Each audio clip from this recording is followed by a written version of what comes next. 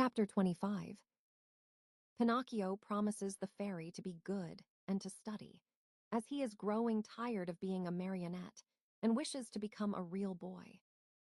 If Pinocchio cried much longer, the little woman thought he would melt away, so she finally admitted that she was the little fairy with azure hair.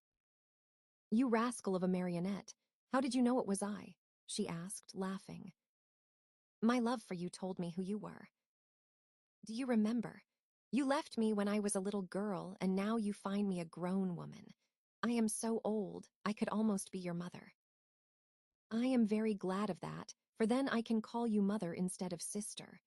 For a long time I have wanted a mother, just like other boys. But how did you grow so quickly?" "That's a secret." "Tell it to me. I also want to grow a little. Look at me. I have never grown higher than a penny's worth of cheese." "But you can't grow," answered the fairy. "Why not?" "Because marionettes never grow. They are born marionettes, they live marionettes, and they die marionettes." "Oh, I'm tired of always being a marionette," cried Pinocchio disgustedly. "It's about time for me to grow into a man as everyone else does." "And you will, if you deserve it." "Really, what can I do to deserve it?" "It's a very simple matter. Try to act like a well-behaved child." "Don't you think I do?" "Far from it. Good boys are obedient, and you, on the contrary." "And I never obey." "Good boys love study and work, but you—" "And I, on the contrary, am a lazy fellow and a tramp all year round." "Good boys always tell the truth." "And I always tell lies." "Good boys go gladly to school." "And I get sick if I go to school. From now on I'll be different." "Do you promise?" "I promise. I want to become a good boy and be a comfort to my father. Where is my poor father now?" "I do not know." "Will I ever be lucky enough to find him and embrace him once more?" "I think so. Indeed, I am sure of it." At this answer, Pinocchio's happiness was very great. He grasped the fairy's hands and kissed them so hard that it looked as if he had lost his head. Then, lifting his face, he looked at her lovingly and asked, "Tell me, little mother, it isn't true that you are dead, is it?" "It doesn't seem so," answered the fairy, smiling. "If you only knew how I suffered, and how I wept when I read 'Here Lies.' I know it, and for that I have forgiven you. The depth of your sorrow made me see that you have a kind heart. There is always hope for boys with hearts such as yours, though they may often be very mischievous. This is the reason why I have come so far to look for you. From now on, I'll be your own little mother." "Oh, how lovely!" cried Pinocchio, jumping with joy. "You will obey me always, and do as I wish." "Gladly, very gladly, more than gladly." "Beginning tomorrow," said the fairy, "you'll go to school every day." Pinocchio's face fell a little. "Then you will choose the trade you like best." Pinocchio became more serious. "What are you mumbling to yourself?" asked the fairy. "I was just saying," whined the marionette in a whisper, "that it seems too late for me to go to school now." "No, indeed. Remember, it is never too late to learn." "But I don't want either trade or profession." "Why?" "Because work wearies me." "My dear boy," said the fairy, "people who speak as you do usually end their days either in a prison or in a hospital.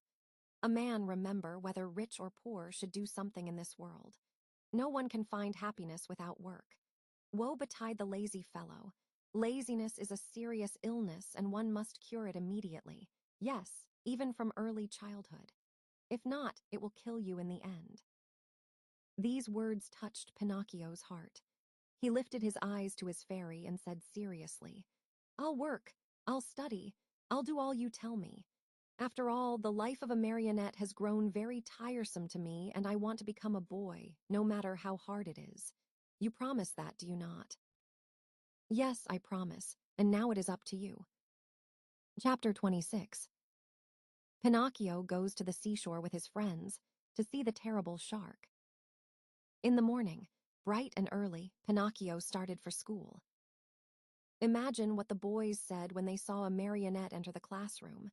They laughed until they cried. Everyone played tricks on him. One pulled his hat off, another tugged at his coat, a third tried to paint a mustache under his nose. One even attempted to tie strings to his feet and his hands to make him dance. For a while, Pinocchio was very calm and quiet. Finally, however, he lost all patience and turning to his tormentors, he said to them threateningly, "Careful, boys. I haven't come here to be made fun of. I'll respect you and I want you to respect me." "Hurrah for Dr. Know-All. You have spoken like a printed book," howled the boys, bursting with laughter. One of them, more impudent than the rest, put out his hand to pull the marionette's nose. But he was not quick enough, for Pinocchio stretched his leg under the table and kicked him hard on the shin. "Oh, what hard feet!" cried the boy, rubbing the spot where the marionette had kicked him. "And what elbows! They are even harder than the feet," shouted another one, who, because of some other trick, had received a blow in the stomach. With that kick and that blow, Pinocchio gained everybody's favor. Everyone admired him, danced attendance upon him, petted and caressed him. As the days passed into weeks, even the teacher praised him, for he saw him attentive, hard-working, and wide awake, always the first to come in the morning and the last to leave when school was over. Pinocchio's only fault was that he had too many friends. Among these were many well-known rascals who cared not a jot for study or for success. The teacher warned him each day, and even the good fairy repeated to him many times, "Take care, Pinocchio. Those bad companions will sooner or later make you lose your love for study. Someday they will lead you astray." "There's no such danger," answered the marionette, shrugging his shoulders and pointing to his forehead as if to say, "I'm too wise." So it happened that one day, as he was walking to school, he met some boys who ran up to him and said, "Have you heard the news?" "No." "A shark as big as a mountain has been seen near the shore." "Really? I wonder if it could be the same one I heard of when my father was drowned." "We are going to see it. Are you coming?" "No, not I must go to school." "What do you care about school? You can go there tomorrow. With a lesson more or less, we are always the same donkeys." "And what will the teacher say?" "Let him talk. He is paid to grumble all day long." "And my mother?" "Mothers don't know anything," answered those scamps. "Do you know what I'll do?" said Pinocchio. "For certain reasons of mine, I too want to see that shark, but I'll go after school. I can see him then as well as now." "Poor simpleton," cried one of the boys. "Do you think that a fish of that size will stand there waiting for you? He turns and off he goes, and no one will ever be the wiser." "How long does it take from here to the shore?" asked the marionette. "1 hour there and back." "Very well, then. Let's see who gets there first," cried Pinocchio. At the signal, the little troop, with books under their arms, dashed across the fields. Pinocchio led the way, running as if on wings, the others following as fast as they could. Now and again, he looked back and, seeing his followers hot and tired, and with tongues hanging out, he laughed out heartily. Unhappy boy! If he had only known then the dreadful things that were to happen to him on account of his disobedience. Chapter 27. The great battle between Pinocchio and his playmates. One is wounded. Pinocchio is arrested. Going like the wind, Pinocchio took but a very short time to reach the shore. He glanced all about him, but there was no sign of a shark. The sea was as smooth as glass. "Hey there, boys, where is that shark?" he asked, turning to his playmates. "He may have gone for his breakfast," said one of them, laughing. "Or perhaps he went to bed for a little nap," said another, laughing also. From the answers and the laughter which followed them, Pinocchio understood that the boys had played a trick on him.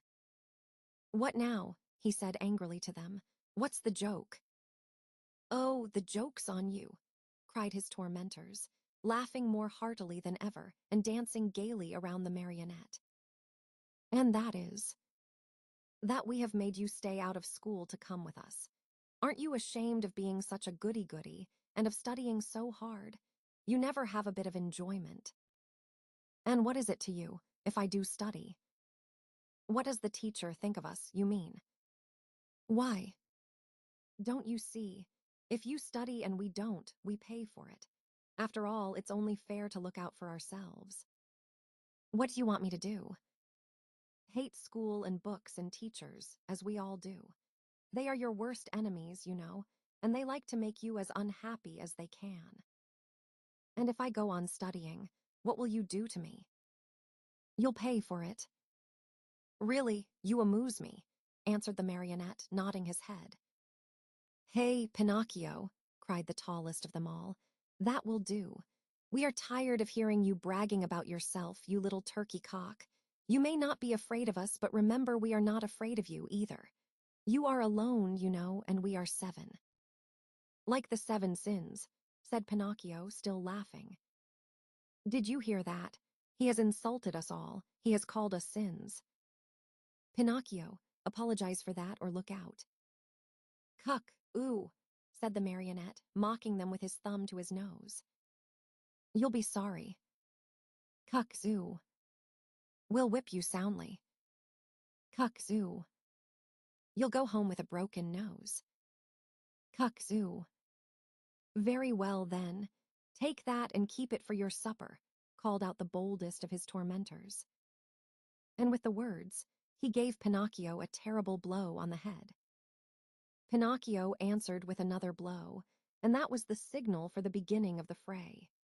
In a few moments, the fight raged hot and heavy on both sides. Pinocchio, although alone, defended himself bravely. With those 2 wooden feet of his, he worked so fast that his opponents kept at a respectful distance. Wherever they landed, they left their painful mark, and the boys could only run away and howl. Enraged at not being able to fight the marionette at close quarters, they started to throw all kinds of books at him. Readers, geographies, histories, grammars flew in all directions. But Pinocchio was keen of eye and swift of movement, and the books only passed over his head, landed in the sea, and disappeared. The fish, thinking they might be good to eat, came to the top of the water in great numbers. Some took a nibble, some took a bite, but no sooner had they tasted a page or 2 than they spat them out with a wry face, as if to say, "What a horrid taste! Our own food is so much better." Meanwhile, the battle waxed more and more furious. At the noise, a large crab crawled slowly out of the water, and with a voice that sounded like a trombone suffering from a cold, he cried out, "Stop fighting, you rascals! These battles between boys rarely end well. Trouble is sure to come to you."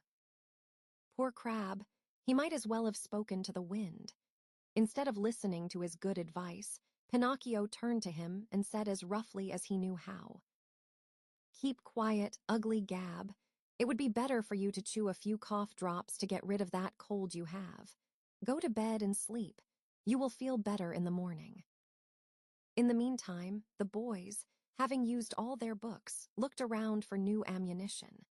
Seeing Pinocchio's bundle lying idle nearby, they somehow managed to get hold of it.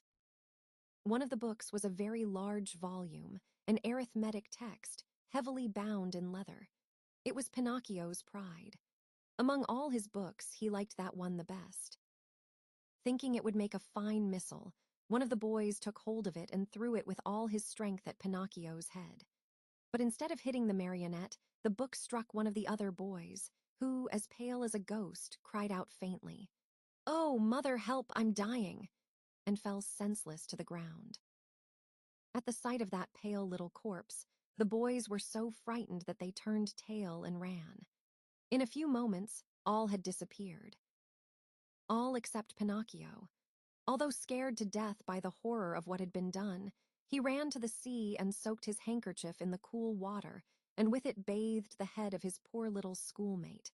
Sobbing bitterly, he called to him, saying, "Eugene, my poor Eugene, Open your eyes and look at me. Why don't you answer? I was not the one who hit you, you know.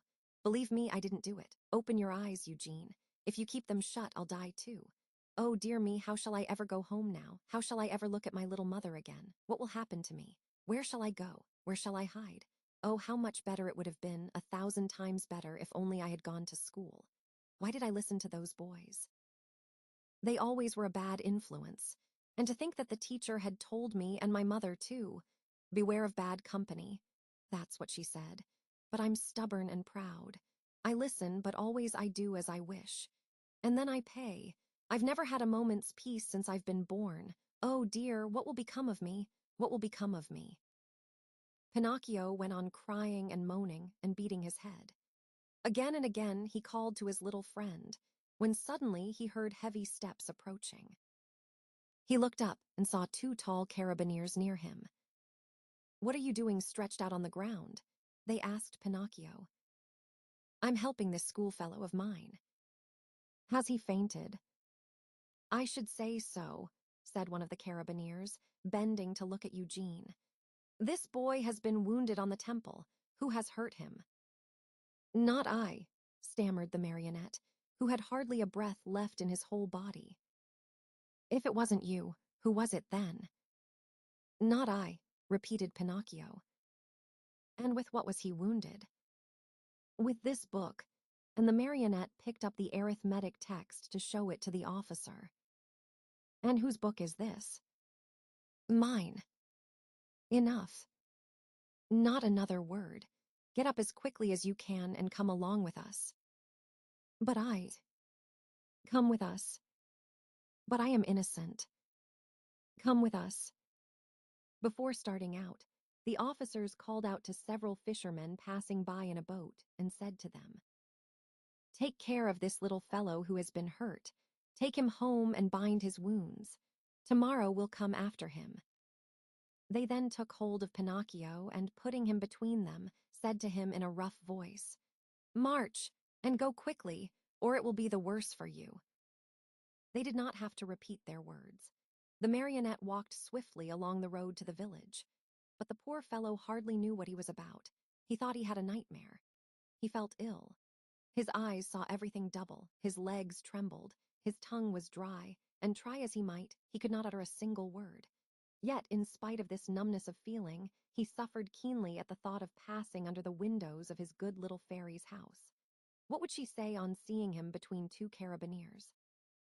They had just reached the village, when a sudden gust of wind blew off Pinocchio's cap and made it go sailing far down the street.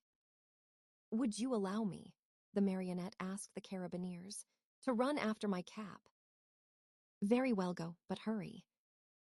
The marionette went, picked up his cap, but instead of putting it on his head, he stuck it between his teeth and then raced toward the sea. He went like a bullet out of a gun.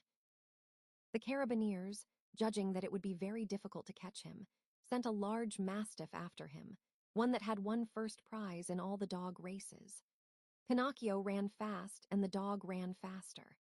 At so much noise, the people hung out of the windows or gathered in the street, anxious to see the end of the contest. But they were disappointed, for the dog and Pinocchio raised so much dust on the road that, after a few moments, it was impossible to see them. Chapter 28. Pinocchio runs the danger of being fried in a pan like a fish. During that wild chase, Pinocchio lived through a terrible moment when he almost gave himself up as lost. This was when Alidoro, that was the mastiff's name, in a frenzy of running, came so near that he was on the very point of reaching him. The marionette heard, close behind him, the labored breathing of the beast who was fast on his trail, and now and again even felt his hot breath blow over him. Luckily, by this time, he was very near the shore, and the sea was in sight. In fact, only a few short steps away. As soon as he set foot on the beach, Pinocchio gave a leap and fell into the water. Alidoro tried to stop, but as he was running very fast, he couldn't, and he, too, landed far out in the sea. Strange though it may seem, the dog could not swim. He beat the water with his paws to hold himself up, but the harder he tried, the deeper he sank. As he stuck his head out once more, the poor fellow's eyes were bulging and he barked out wildly, "I drown, I drown."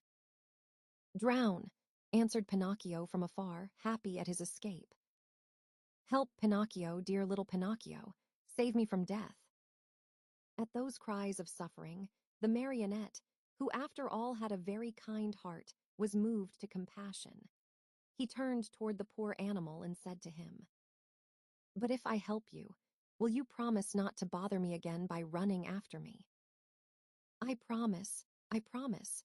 Only hurry, for if you wait another second, I'll be dead and gone." Pinocchio hesitated still another minute. Then, remembering how his father had often told him that a kind deed is never lost, he swam to Alidoro and, catching hold of his tail, dragged him to the shore. The poor dog was so weak he could not stand. He had swallowed so much salt water that he was swollen like a balloon. However, Pinocchio, not wishing to trust him too much, threw himself once again into the sea. As he swam away, he called out, "Goodbye, Alidoro. Good luck and remember me to the family." "Goodbye, little Pinocchio," answered the dog. "1,000 thanks for having saved me from death. You did me a good turn, and in this world what is given is always returned. If the chance comes, I shall be there." Pinocchio went on swimming close to shore. At last he thought he had reached a safe place. Glancing up and down the beach, he saw the opening of a cave out of which rose a spiral of smoke. "In that cave," he said to himself, "there must be a fire, so much the better. I'll dry my clothes and warm myself, and then, well." His mind made up, Pinocchio swam to the rocks. But as he started to climb, he felt something under him lifting him up higher and higher. He tried to escape, but he was too late. To his great surprise, he found himself in a huge net, amid a crowd of fish of all kinds and sizes, who were fighting and struggling desperately to free themselves. At the same time, he saw a fisherman come out of the cave, a fisherman so ugly that Pinocchio thought he was a sea monster. In place of hair, his head was covered by a thick bush of green grass. Green was the skin of his body, green were his eyes, green was the long, long beard that reached down to his feet. He looked like a giant lizard with legs and arms. When the fisherman pulled the net out of the sea, he cried out joyfully, "Blessed Providence, once more I'll have a fine meal of fish."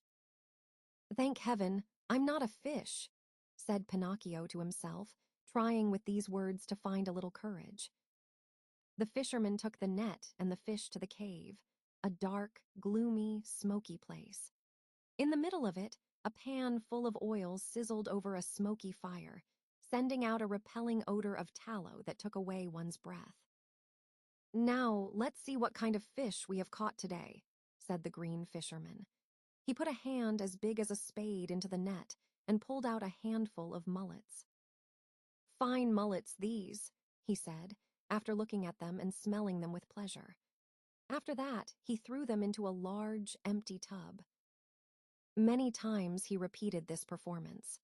As he pulled each fish out of the net, his mouth watered with the thought of the good dinner coming, and he said, "Fine fish, these bass. Very tasty, these whitefish. Delicious flounders, these. What splendid crabs. And these dear little anchovies, with their heads still on."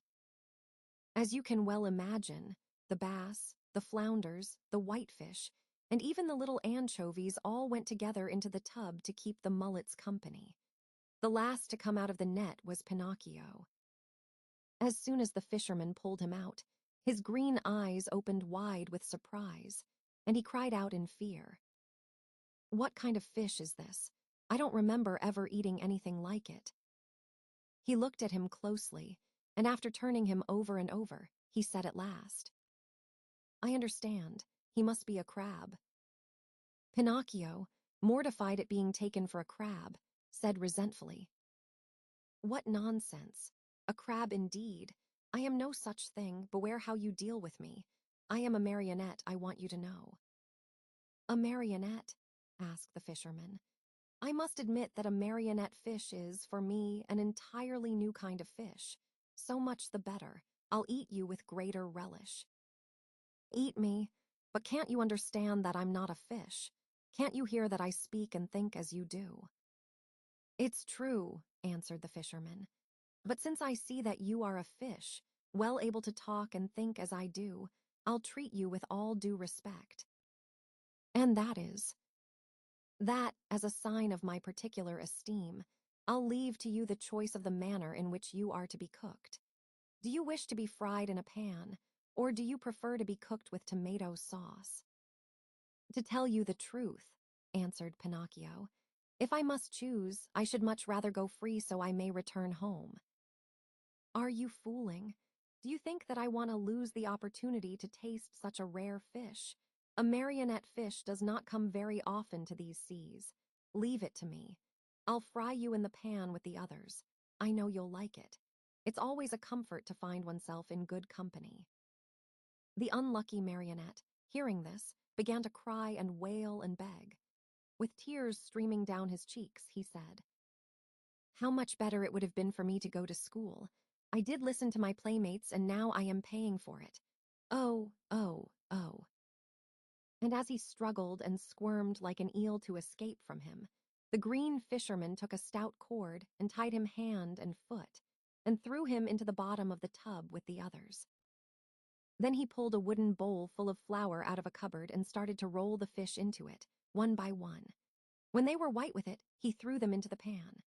The first to dance in the hot oil were the mullets, the bass followed, then the whitefish, the flounders, and the anchovies. Pinocchio's turn came last. Seeing himself so near to death, and such a horrible death, he began to tremble so with fright that he had no voice left with which to beg for his life.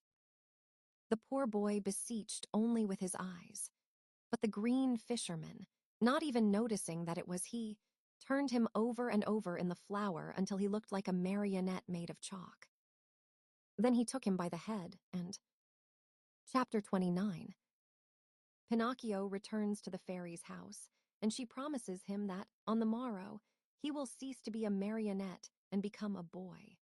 A wonderful party of coffee and milk to celebrate the great event. Mindful of what the fisherman had said, Pinocchio knew that all hope of being saved had gone. He closed his eyes and waited for the final moment. Suddenly, a large dog, attracted by the odor of the boiling oil, came running into the cave. "Get out!" cried the fisherman threateningly and still holding onto the marionette, who was all covered with flour. But the poor dog was very hungry, and whining and wagging his tail, he tried to say, "Give me a bite of the fish, and I'll go in peace." "Get out, I say," repeated the fisherman. And he drew back his foot to give the dog a kick. Then the dog, who, being really hungry, would take no refusal, turned in a rage toward the fisherman and bared his terrible fangs. And at that moment, a pitiful little voice was heard saying, "Save me, Alidoro. If you don't, I fry." The dog immediately recognized Pinocchio's voice. Great was his surprise to find that the voice came from the little flour-covered bundle that the fisherman held in his hand. Then what did he do? With one great leap, he grasped that bundle in his mouth and, holding it lightly between his teeth, ran through the door and disappeared like a flash. The fisherman, angry at seeing his meal snatched from under his nose, ran after the dog, but a bad fit of coughing made him stop and turn back. Meanwhile, Alidoro, as soon as he had found the road which led to the village, stopped and dropped Pinocchio softly to the ground. "How much I do thank you," said the marionette. "It is not necessary," answered the dog. "You saved me once, and what is given is always returned. We are in this world to help one another." "But how did you get in that cave?" "I was lying here on the sand more dead than alive, when an appetizing odor of fried fish came to me. That odor tickled my hunger and I followed it. Oh, if I had come a moment later." "Don't speak about it," wailed Pinocchio, still trembling with fright. "Don't say a word. If you had come a moment later, I would be fried, eaten, and digested by this time. Brar. I shiver at the mere thought of it." Alidoro laughingly held out his paw to the marionette, who shook it heartily, feeling that now he and the dog were good friends. Then they bid each other goodbye, and the dog went home. Pinocchio, left alone, walked toward a little hut nearby, where an old man sat at the door sunning himself, and asked, "Tell me, good man, have you heard anything of a poor boy with a wounded head, whose name was Eugene?" The boy was brought to this hut, and now he is dead, Pinocchio interrupted sorrowfully. No, he is now alive, and he has already returned home. Really, really, cried the marionette, jumping around with joy. Then the wound was not serious. But it might have been, and even mortal, answered the old man, for a heavy book was thrown at his head. And who threw it? A schoolmate of his, a certain Pinocchio. And who is this Pinocchio? Asked the marionette, feigning ignorance. They say he is a mischief maker, a tramp, a street urchin. Calumnies, all calumnies. Do you know this Pinocchio? By sight, answered the marionette. And what do you think of him? Asked the old man. I think he's a very good boy, fond of study, obedient, kind to his father, and to his whole family. As he was telling all these enormous lies about himself, Pinocchio touched his nose and found it twice as long as it should be. Scared out of his wits, he cried out, "Don't listen to me, good man. All the wonderful things I have said are not true at all. I know Pinocchio well, and he is indeed a very wicked fellow, lazy and disobedient, who instead of going to school, runs away with his playmates to have a good time." At this speech, his nose returned to its natural size. "Why are you so pale?" the old man asked suddenly. "Let me tell you. Without knowing it, I rubbed myself against a newly painted wall," he lied, ashamed to say that he had been made ready for the frying pan. "What have you done with your coat, and your hat and your breeches?" "I met thieves, and they robbed me. Tell me, my good man, have you not perhaps a little suit to give me, so that I may go home?" "My boy, as for clothes, I have only a bag in which I keep hops. If you want it, take it. There it is." Pinocchio did not wait for him to repeat his words. He took the bag, which happened to be empty, and after cutting a big hole at the top and two at the sides, he slipped into it as if it were a shirt. Lightly clad as he was, he started out toward the village. Along the way, he felt very uneasy. In fact, he was so unhappy that he went along taking 2 steps forward and 1 back, and as he went he said to himself, "How shall I ever face my good little fairy? What will she say when she sees me? Will she forgive this last trick of mine? I am sure she won't. Oh, no, she won't. And I deserve it as usual, for I am a rascal, fine on promises which I never keep." He came to the village late at night. It was so dark he could see nothing, and it was raining pitchforks. Pinocchio went straight to the fairy's house, firmly resolved to knock at the door. When he found himself there, he lost courage and ran back a few steps. A second time he came to the door, and again he ran back. A third time he repeated his performance. The fourth time, before he had time to lose his courage, he grasped the knocker and made a faint sound with it. He waited and waited and waited. Finally, after a full half-hour, a top-floor window, the house had 4 stories, opened, and Pinocchio saw a large snail look out. A tiny light glowed on top of her head. "Who knocks at this late hour?" she called. "Is the fairy home?" asked the marionette. "The fairy is asleep and does not wish to be disturbed. Who are you?" "It is I." "Who's I?" "Pinocchio." "Who is Pinocchio?" "The marionette, the one who lives in the fairy's house." "Oh, I understand," said the snail. "Wait for me there. I'll come down to open the door for you."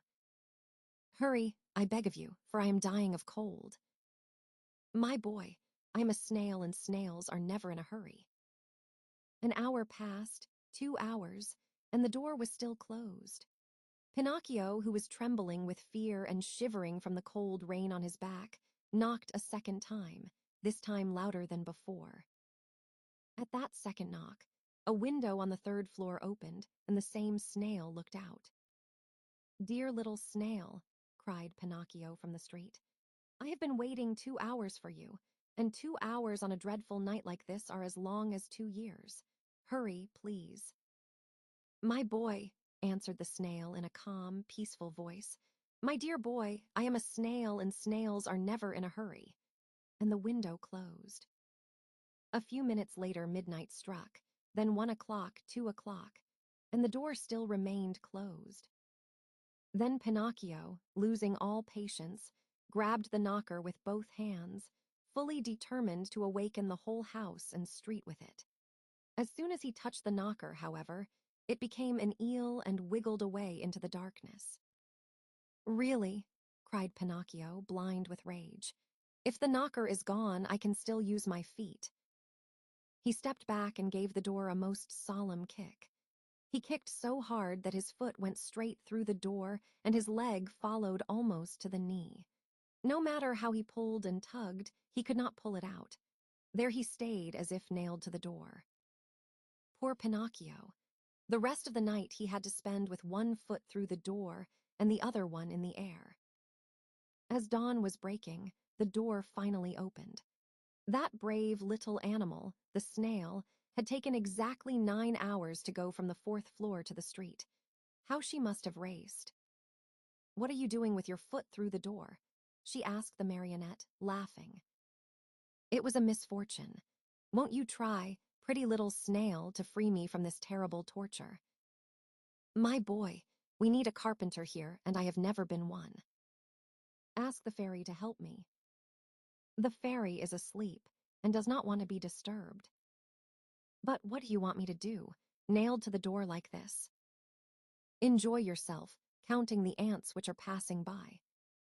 "Bring me something to eat, at least, for I am faint with hunger." "Immediately." In fact, after 3 hours and a half, Pinocchio saw her return with a silver tray on her head. On the tray there was bread, roast chicken, fruit.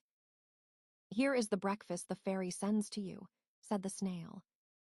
At the sight of all these good things, the marionette felt much better. What was his disgust, however, when on tasting the food, he found the bread to be made of chalk, the chicken of cardboard, and the brilliant fruit of colored alabaster. He wanted to cry, he wanted to give himself up to despair, he wanted to throw away the tray and all that was on it. Instead, either from pain or weakness, he fell to the floor in a dead faint. When he regained his senses, he found himself stretched out on a sofa, and the fairy was seated near him.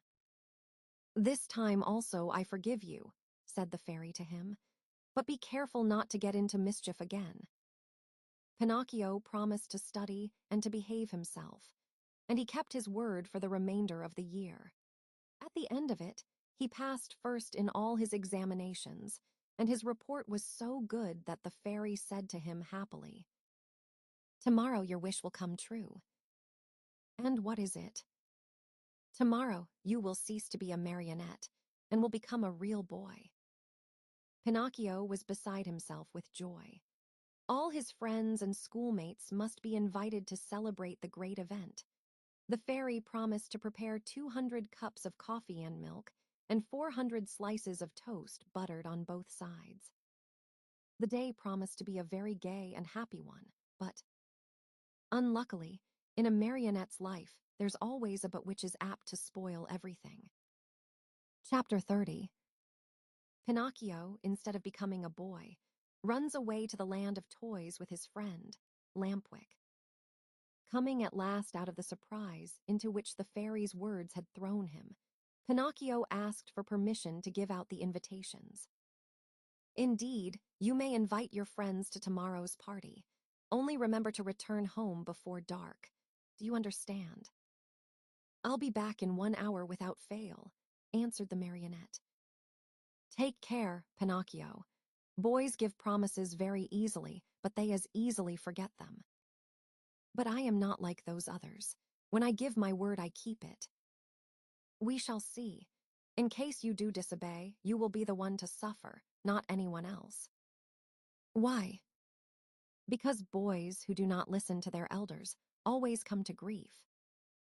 I certainly have, said Pinocchio, but from now on I obey. We shall see if you are telling the truth.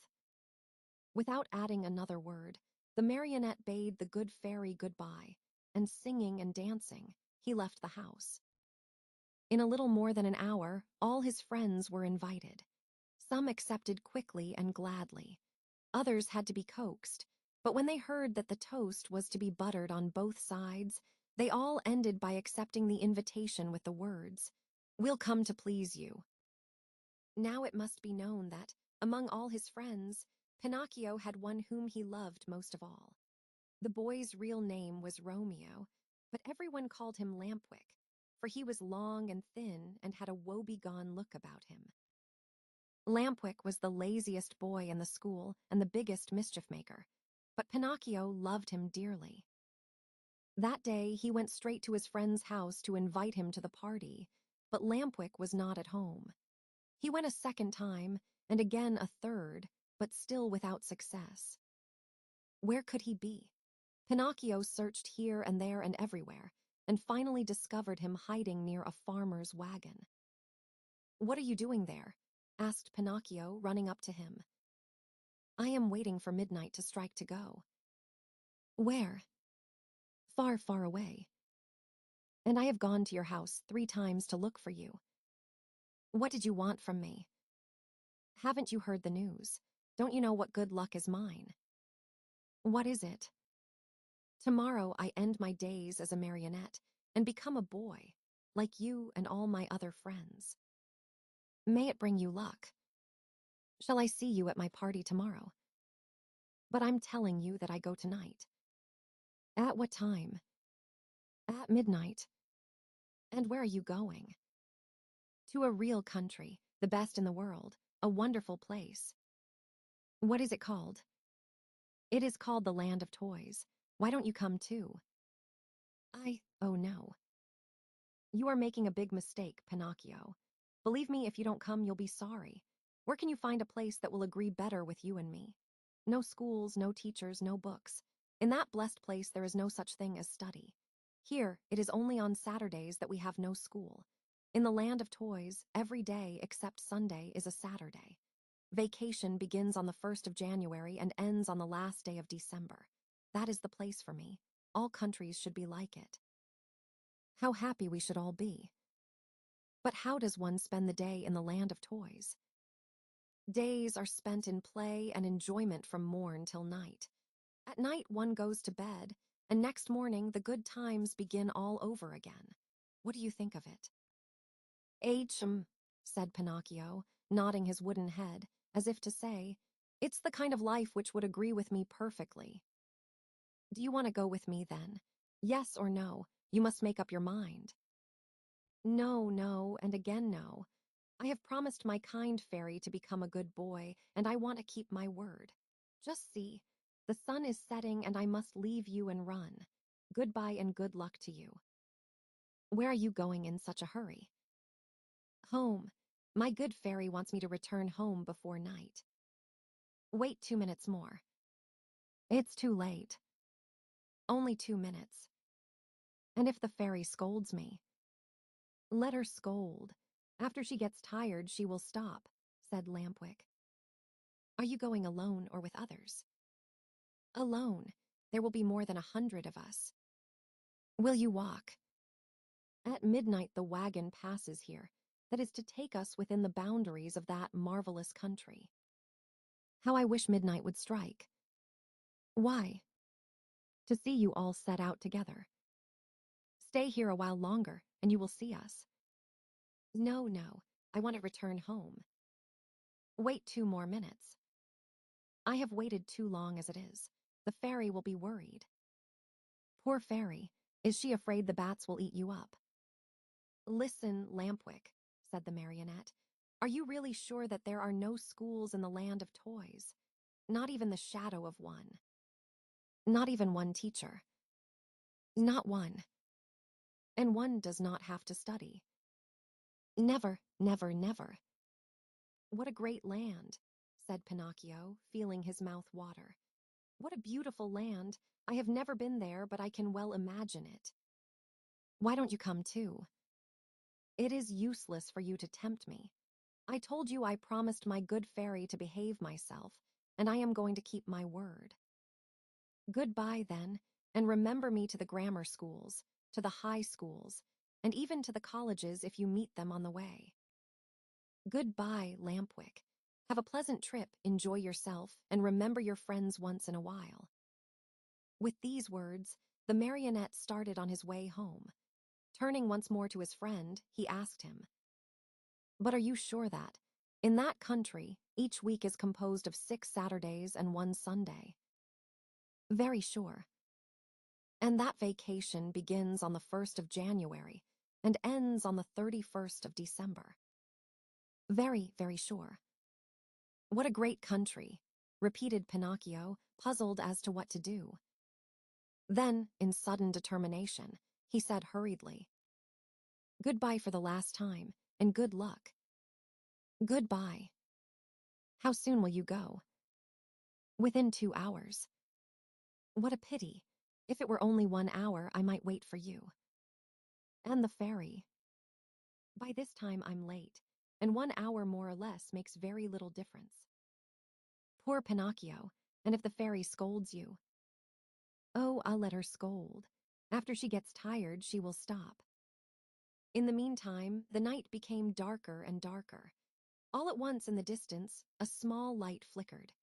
A queer sound could be heard, soft as a little bell, and faint and muffled like the buzz of a faraway mosquito. "There it is!" cried Lampwick, jumping to his feet. "What?" whispered Pinocchio. "The wagon which is coming to get me. For the last time, are you coming or not?" "But is it really true that in that country boys never have to study?" "Never, never, never." "What a wonderful, beautiful, marvelous country. Oh, H. Chapter 31. After 5 months of play, Pinocchio wakes up one fine morning and finds a great surprise awaiting him. Finally, the wagon arrived. It made no noise, for its wheels were bound with straw and rags. It was drawn by 12 pair of donkeys, all of the same size, but all of different color. Some were gray, others white, and still others a mixture of brown and black. Here and there were a few with large yellow and blue stripes. The strangest thing of all was that those 24 donkeys, instead of being iron-shod like any other beast of burden, had on their feet laced shoes made of leather, just like the ones boys wear. And the driver of the wagon. Imagine to yourselves a little fat man, much wider than he was long, round, and shiny as a ball of butter, with a face beaming like an apple, a little mouth that always smiled, and a voice small and wheedling like that of a cat begging for food. No sooner did any boy see him than he fell in love with him, and nothing satisfied him but to be allowed to ride in his wagon to that lovely place called the Land of Toys. In fact, the wagon was so closely packed with boys of all ages that it looked like a box of sardines. They were uncomfortable. They were piled one on top of the other. They could hardly breathe. Yet not one word of complaint was heard. The thought that in a few hours they would reach a country where there were no schools, no books, no teachers, made these boys so happy that they felt neither hunger, nor thirst, nor sleep, nor discomfort. No sooner had the wagon stopped than the little fat man turned to Lampwick. With bows and smiles, he asked in a wheedling tone, "Tell me, my fine boy, do you also want to come to my wonderful country?" "Indeed I do." "But I warn you, my little dear, there's no more room in the wagon. It is full." "Never mind," answered Lampwick. "If there's no room inside, I can sit on the top of the coach." And with one leap, he perched himself there. "What about you, my love?" asked the little man, turning politely to Pinocchio. "What are you going to do? Will you come with us, or do you stay here?" "I stay here," answered Pinocchio. "I want to return home, as I prefer to study and to succeed in life." May that bring you luck. Pinocchio, Lampwick called out. Listen to me, come with us and we'll always be happy. No, no, no. Come with us and we'll always be happy, cried 4 other voices from the wagon. Come with us and we'll always be happy, shouted the 100 and more boys in the wagon, all together. And if I go with you, what will my good fairy say? Asked the marionette, who was beginning to waver and weaken in his good resolutions. Don't worry so much. Only think that we are going to a land where we shall be allowed to make all the racket we like from morning till night. Pinocchio did not answer, but sighed deeply once, twice, a third time. Finally, he said, Make room for me. I want to go too. The seats are all filled, answered the little man. But to show you how much I think of you, take my place as coachman. And you. I'll walk. No, indeed. I could not permit such a thing. I much prefer riding one of these donkeys, cried Pinocchio. No sooner said than done. He approached the first donkey and tried to mount it. But the little animal turned suddenly and gave him such a terrible kick in the stomach that Pinocchio was thrown to the ground and fell with his legs in the air. At this unlooked-for entertainment, the whole company of runaways laughed uproariously. The little fat man did not laugh. He went up to the rebellious animal and, still smiling, bent over him lovingly and bit off half of his right ear. In the meantime, Pinocchio lifted himself up from the ground and with one leap landed on the donkey's back. The leap was so well taken that all the boys shouted, "Hurrah for Pinocchio!" and clapped their hands in hearty applause. Suddenly, the little donkey gave a kick with his 2 hind feet, and at this unexpected move, the poor marionette found himself once again sprawling right in the middle of the road. Again the boys shouted with laughter, but the little man, instead of laughing, became so loving toward the little animal that, with another kiss, he bit off half of his left ear. "You can mount now, my boy," he then said to Pinocchio. "Have no fear. That donkey was worried about something, but I have spoken to him, and now he seems quiet and reasonable." Pinocchio mounted, and the wagon started on its way. While the donkeys galloped along the stony road, the marionette fancied he heard a very quiet voice whispering to him. "Poor silly, you have done as you wished, but you are going to be a sorry boy before very long." Pinocchio, greatly frightened, looked about him to see whence the words had come, but he saw no one. The donkeys galloped, the wagon rolled on smoothly, the boys slept, Lampwick snored like a dormouse, and the little fat driver sang sleepily between his teeth. After a mile or so, Pinocchio again heard the same faint voice whispering, "Remember, little simpleton, boys who stop studying and turn their backs upon books and schools and teachers in order to give all their time to nonsense and pleasure, sooner or later come to grief. Oh, how well I know this! How well I can prove it to you! A day will come when you will weep bitterly, even as I am weeping now, but it will be too late." At these whispered words, the marionette grew more and more frightened. He jumped to the ground, ran up to the donkey on whose back he had been riding, and taking his nose in his hands, looked at him. Think how great was his surprise when he saw that the donkey was weeping, weeping just like a boy. "Hey, Mr. Driver," cried the marionette, "do you know what strange thing is happening here? This donkey weeps." "Let him weep. When he gets married, he will have time to laugh." "Have you perhaps taught him to speak?" "No, he learned to mumble a few words when he lived for 3 years with a band of trained dogs." "Poor beast." "Come, come," said the little man. "Do not lose time over a donkey that can weep. Mount quickly and let us go. The night is cool and the road is long." Pinocchio obeyed without another word. The wagon started again. Toward dawn the next morning, they finally reached that much-longed-for country, the land of toys. This great land was entirely different from any other place in the world. Its population, large though it was composed wholly of boys. The oldest were about 14 years of age, the youngest 8. In the street, there was such a racket, such shouting, such blowing of trumpets that it was deafening. Everywhere groups of boys were gathered together. Some played at marbles, at hopscotch, at ball. Others rode on bicycles or on wooden horses. Some played at blindman's buff, others at tag.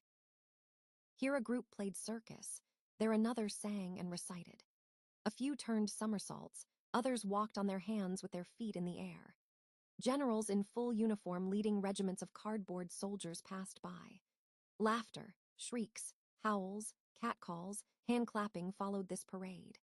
One boy made a noise like a hen, another like a rooster, and a third imitated a lion in his den.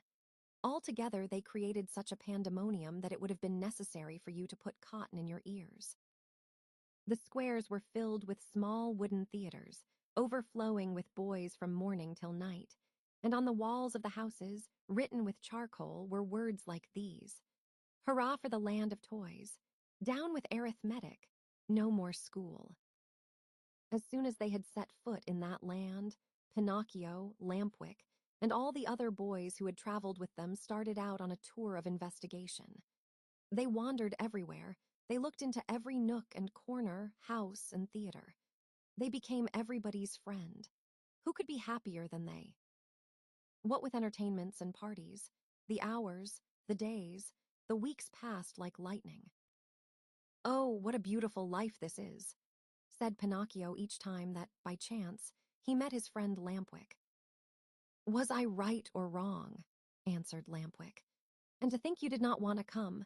To think that even yesterday the idea came into your head to return home to see your fairy and to start studying again.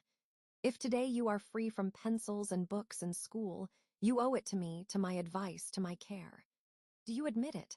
Only true friends count, after all." "It's true, Lampwick, it's true. If today I am a really happy boy, it is all because of you. And to think that the teacher, when speaking of you, used to say, 'Do not go with that Lampwick. He is a bad companion, and some day he will lead you astray.'" "Poor teacher," answered the other, nodding his head. "Indeed, I know how much he disliked me and how he enjoyed speaking ill of me. But I am of a generous nature, and I gladly forgive him." "Great soul," said Pinocchio, fondly embracing his friend.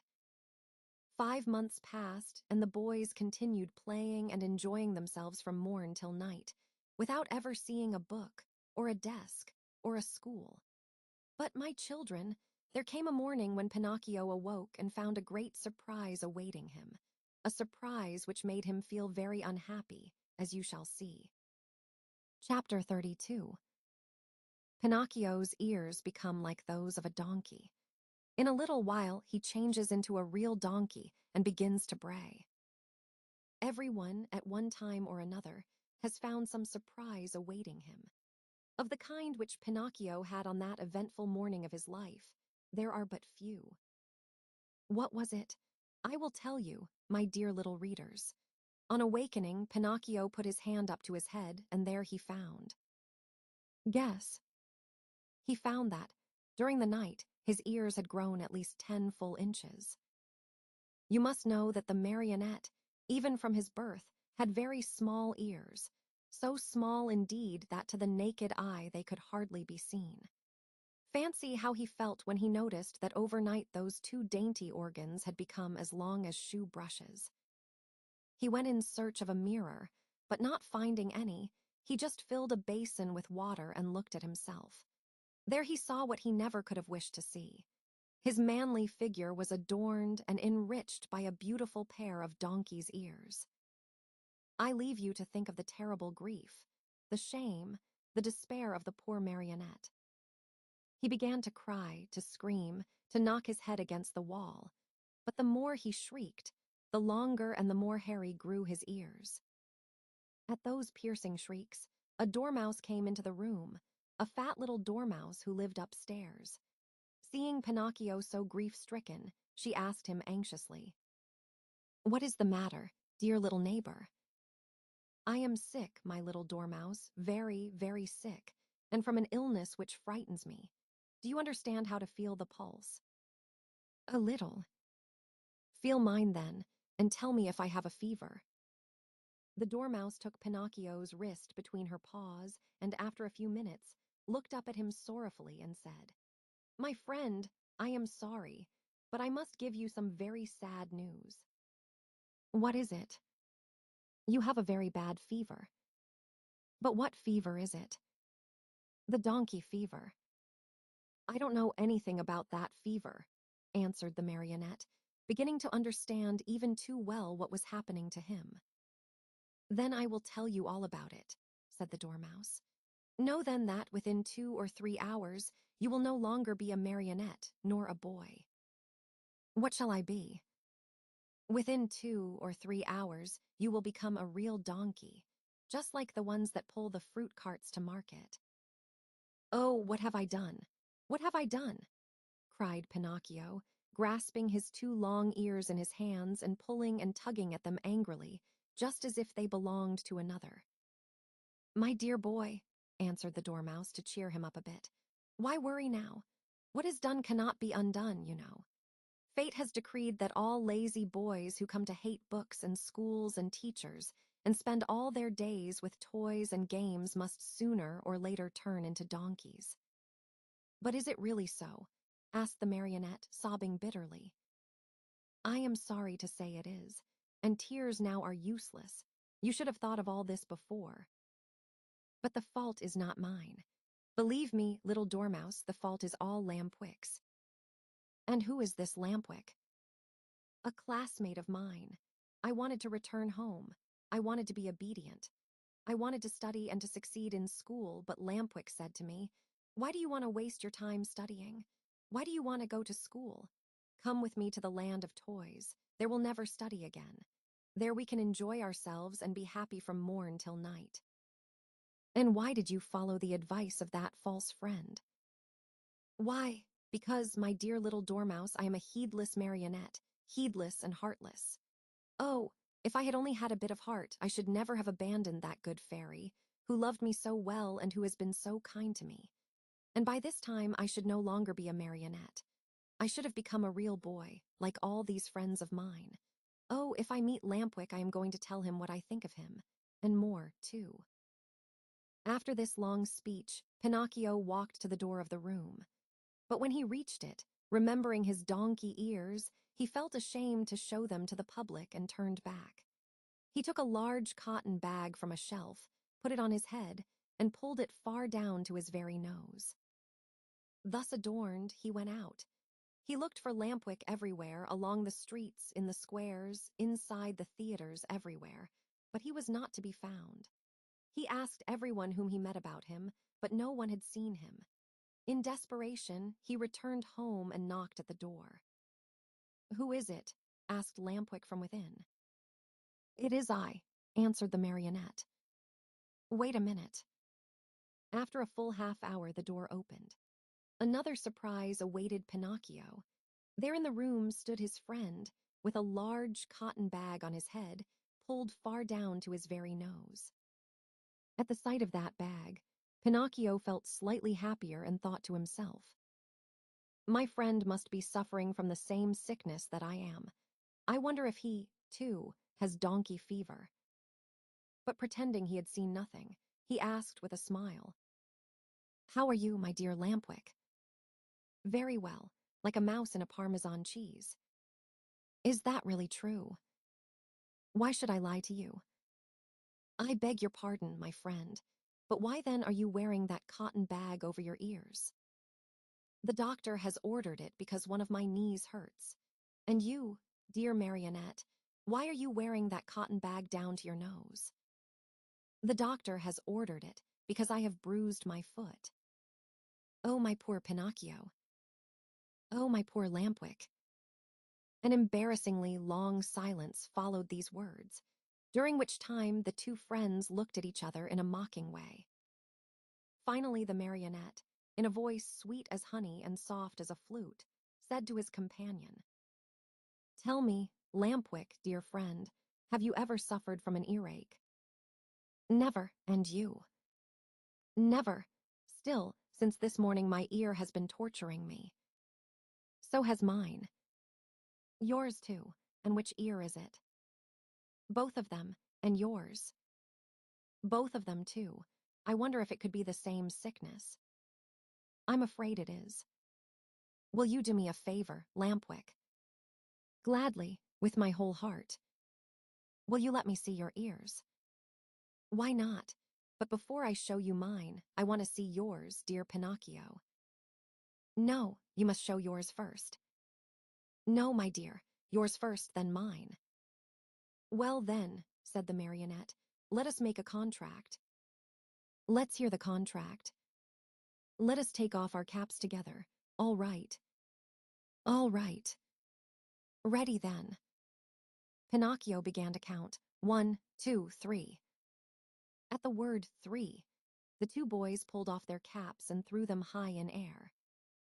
And then a scene took place which is hard to believe, but it is all too true. The marionette and his friend, Lampwick, when they saw each other both stricken by the same misfortune, instead of feeling sorrowful and ashamed, began to poke fun at each other, and after much nonsense, they ended by bursting out into hearty laughter. They laughed and laughed and laughed again, laughed till they ached, laughed till they cried. But all of a sudden Lampwick stopped laughing. He tottered and almost fell. Pale as a ghost, he turned to Pinocchio and said, "Help, help, Pinocchio. What is the matter? Oh, help me. I can no longer stand up." "I can't either," cried Pinocchio, and his laughter turned to tears as he stumbled about helplessly. They had hardly finished speaking when both of them fell on all fours and began running and jumping around the room. As they ran, their arms turned into legs, their faces lengthened into snouts, and their backs became covered with long gray hairs. This was humiliation enough, but the most horrible moment was the one in which the two poor creatures felt their tails appear. Overcome with shame and grief, they tried to cry and bemoan their fate.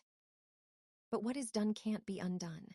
Instead of moans and cries, they burst forth into loud donkey brays which sounded very much like, "Ha, ha, ha." At that moment, a loud knocking was heard at the door and a voice called to them. "Open, I am the little man, the driver of the wagon which brought you here. Open, I say, or beware." Chapter 33. Pinocchio, having become a donkey, is bought by the owner of a circus, who wants to teach him to do tricks. The donkey becomes lame and is sold to a man who wants to use his skin for a drumhead. Very sad and downcast were the two poor little fellows as they stood and looked at each other. Outside the room, the little man grew more and more impatient and finally gave the door such a violent kick that it flew open. With his usual sweet smile on his lips, he looked at Pinocchio and Lampwick and said to them, "Fine work, boys. You have brayed well, so well that I recognized your voices immediately, and here I am." On hearing this, the two donkeys bowed their heads in shame, dropped their ears, and put their tails between their legs. At first, the little man petted and caressed them and smoothed down their hairy coats. Then he took out a currycomb and worked over them till they shone like glass. Satisfied with the looks of the two little animals, he bridled them and took them to a marketplace far away from the land of toys, in the hope of selling them at a good price. In fact, he did not have to wait very long for an offer. Lampwick was bought by a farmer whose donkey had died the day before. Pinocchio went to the owner of a circus, who wanted to teach him to do tricks for his audiences. And now do you understand what the little man's profession was? This horrid little being, whose face shone with kindness, went about the world looking for boys. Lazy boys, boys who hated books, boys who wanted to run away from home, boys who were tired of school. All these were his joy and his fortune. He took them with him to the land of toys and let them enjoy themselves to their heart's content. When, after months of all play and no work, they became little donkeys, he sold them on the marketplace. In a few years, he had become a millionaire. What happened to Lampwick? My dear children, I do not know. Pinocchio, I can tell you, met with great hardships even from the first day. After putting him in a stable, his new master filled his manger with straw. But Pinocchio, after tasting a mouthful, spat it out. Then the man filled the manger with hay, but Pinocchio did not like that any better. "Ah, you don't like hay either," he cried angrily. "Wait, my pretty donkey, I'll teach you not to be so particular." Without more ado, he took a whip and gave the donkey a hearty blow across the legs. Pinocchio screamed with pain, and as he screamed he brayed. "Ho, ho, ho, I can't digest straw." "Then eat the hay," answered his master, who understood the donkey perfectly. "Ho, ho, ho, hay gives me a headache." "Do you pretend, by any chance, that I should feed you duck or chicken?" asked the man again, and angrier than ever, he gave poor Pinocchio another lashing. At that second beating, Pinocchio became very quiet and said no more. After that, the door of the stable was closed and he was left alone. It was many hours since he had eaten anything, and he started to yawn from hunger. As he yawned, he opened a mouth as big as an oven. Finally, not finding anything else in the manger, he tasted the hay. After tasting it, he chewed it well, closed his eyes, and swallowed it. "This hay is not bad," he said to himself, "but how much happier I should be if I had studied. Just now, instead of hay, I should be eating some good bread and butter. Patience." Next morning, when he awoke, Pinocchio looked in the manger for more hay, but it was all gone. He had eaten it all during the night. He tried the straw, but as he chewed away at it, he noticed to his great disappointment that it tasted neither like rice nor like macaroni. "Patience," he repeated as he chewed. "If only my misfortune might serve as a lesson to disobedient boys who refuse to study. Patience, have patience."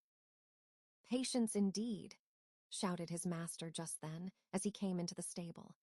"Do you think, perhaps, my little donkey, that I have brought you here only to give you food and drink? Oh, no, you are to help me earn some fine gold pieces, do you hear? Come along, now. I am going to teach you to jump and bow, to dance a waltz and a polka, and even to stand on your head." Poor Pinocchio, whether he liked it or not, had to learn all these wonderful things. But it took him 3 long months and cost him many, many lashings before he was pronounced perfect. The day came at last when Pinocchio's master was able to announce an extraordinary performance. The announcements, posted all around the town and written in large letters, read thus: "Great spectacle tonight, leaps and exercises by the great artists and the famous horses of the company. First public appearance of the famous donkey, called Pinocchio, the star of the dance.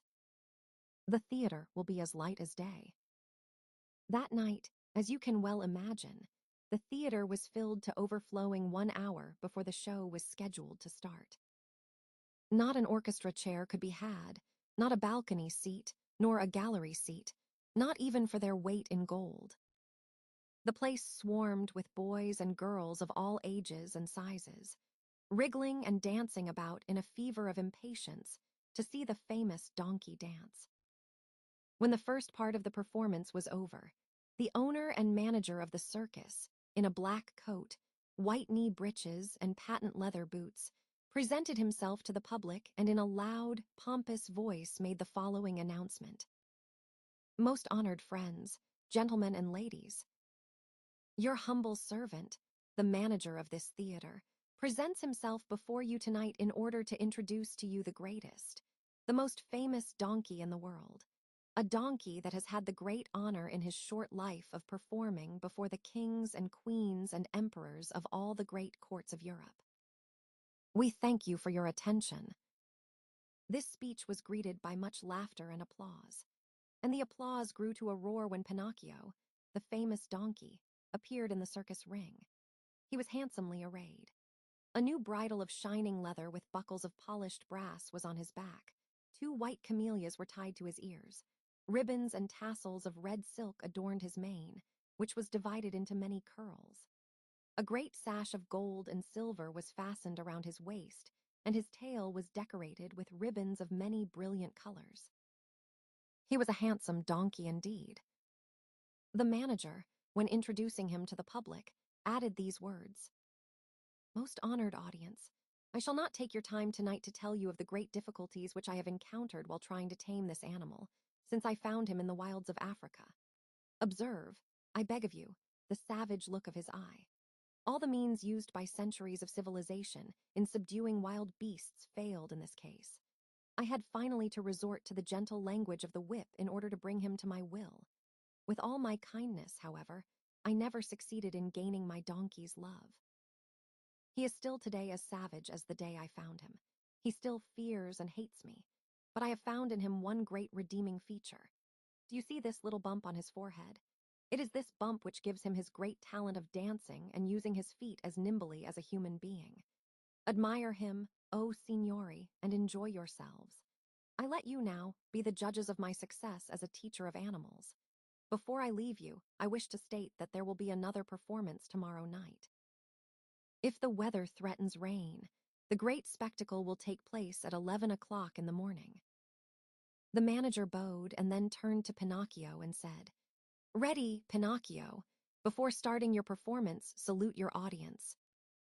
Pinocchio obediently bent his 2 knees to the ground and remained kneeling until the manager, with the crack of the whip, cried sharply, "Walk!" The donkey lifted himself on his 4 feet and walked around the ring. A few minutes passed, and again the voice of the manager called, "Quick step," and Pinocchio obediently changed his step. "Gallop," and Pinocchio galloped. "Full speed," and Pinocchio ran as fast as he could. As he ran, the master raised his arm and a pistol shot rang in the air. At the shot, the little donkey fell to the ground as if he were really dead. A shower of applause greeted the donkey as he arose to his feet. Cries and shouts and hand-clappings were heard on all sides. At all that noise, Pinocchio lifted his head and raised his eyes. There, in front of him, in a box, sat a beautiful woman. Around her neck she wore a long gold chain, from which hung a large medallion. On the medallion was painted the picture of a marionette. "That picture is of me. That beautiful lady is my fairy," said Pinocchio to himself, recognizing her. He felt so happy that he tried his best to cry out, "Oh, my fairy, my own fairy." But instead of words, a loud braying was heard in the theater, so loud and so long that all the spectators, men, women, and children, but especially the children, burst out laughing. Then, in order to teach the donkey that it was not good manners to bray before the public, the manager hit him on the nose with the handle of the whip. The poor little donkey stuck out a long tongue and licked his nose for a long time in an effort to take away the pain. And what was his grief when, on looking up toward the boxes, he saw that the fairy had disappeared.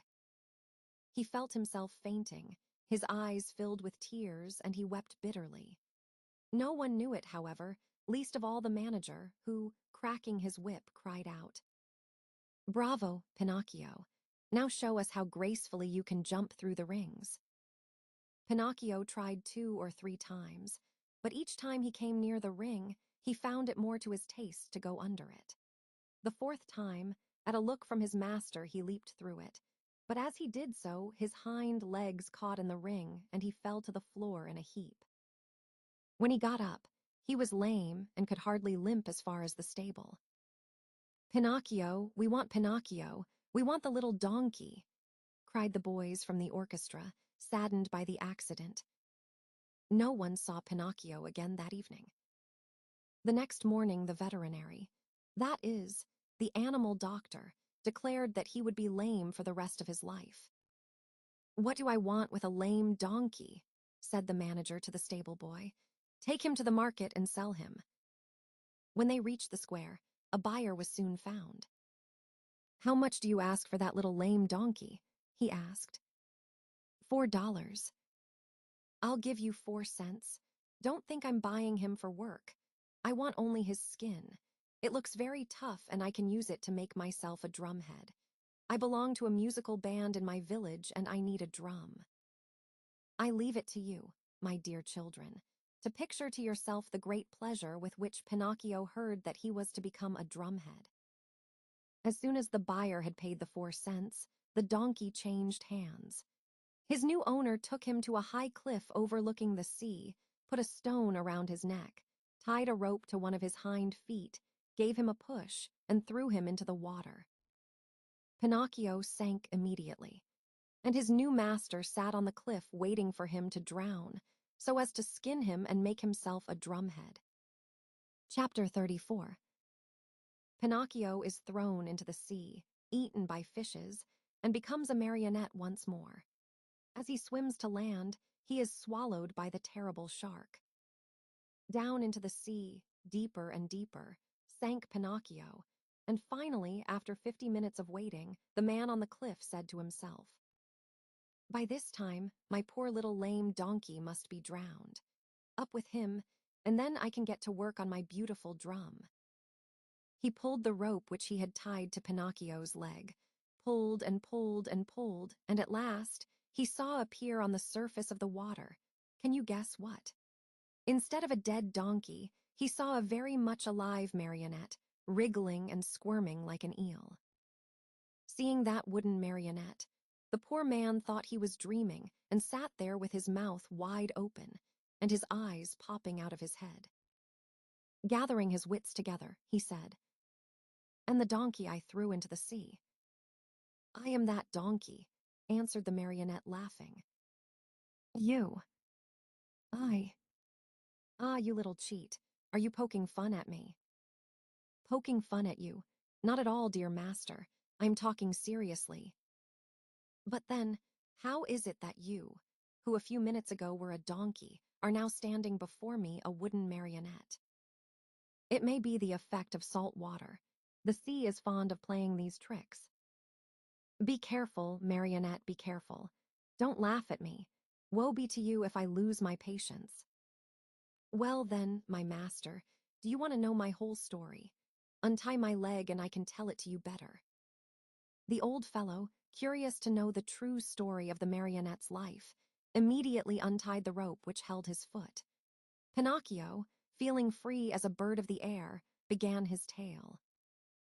"Know, then, that once upon a time I was a wooden marionette just as I am today. One day I was about to become a boy, a real boy, but on account of my laziness and my hatred of books, and because I listened to bad companions, I ran away from home. One beautiful morning I awoke to find myself changed into a donkey, long ears, gray coat, even a tail. What a shameful day for me. I hope you will never experience one like it, dear master. I was taken to the fair and sold to a circus owner, who tried to make me dance and jump through the rings. One night, during a performance, I had a bad fall and became lame. Not knowing what to do with a lame donkey, the circus owner sent me to the marketplace, and you bought me." "Indeed I did, and I paid 4 cents for you.